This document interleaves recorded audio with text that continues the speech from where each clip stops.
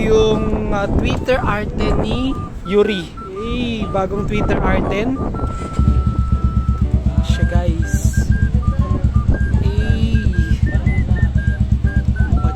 Bike check natin yung STI. Sa STI meron tayo ditong retrospect. Ayaw mag-focus guys. Yung retrospect. Yung shifter neto 4x12 guys. 4 tapos 12. Yan.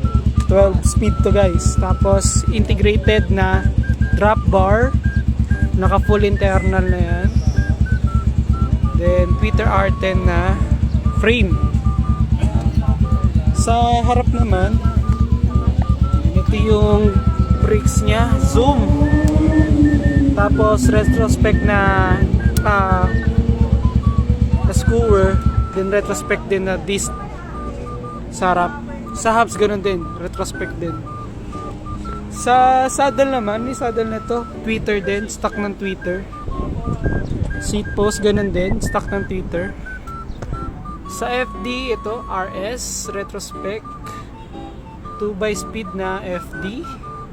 Sa crankset naman DRA retrospect na naka 110 BCD. Ang ratio naman nito is 50-34. Pagdating naman dito sa likod, yung cassette niya ay 12 speed Sugek na ilang tit yan?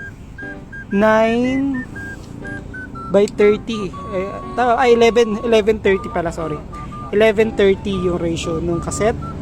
Pagdating naman sa RD, yan, makikita nyo may number 12 speed siya guys. Then carbon yung hanger.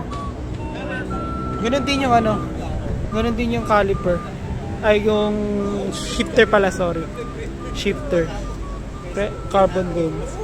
Pagdating sa likod, yung hubs, retrospect din. Same din sa disc. Solid. Ito lang yung makikita natin. Malimit lang natin makita to sa internet. Yung gantong group set, 12 speed guys. Retrospect. 12 speed. Diba? Naka 12 speed siya na group set. Solid.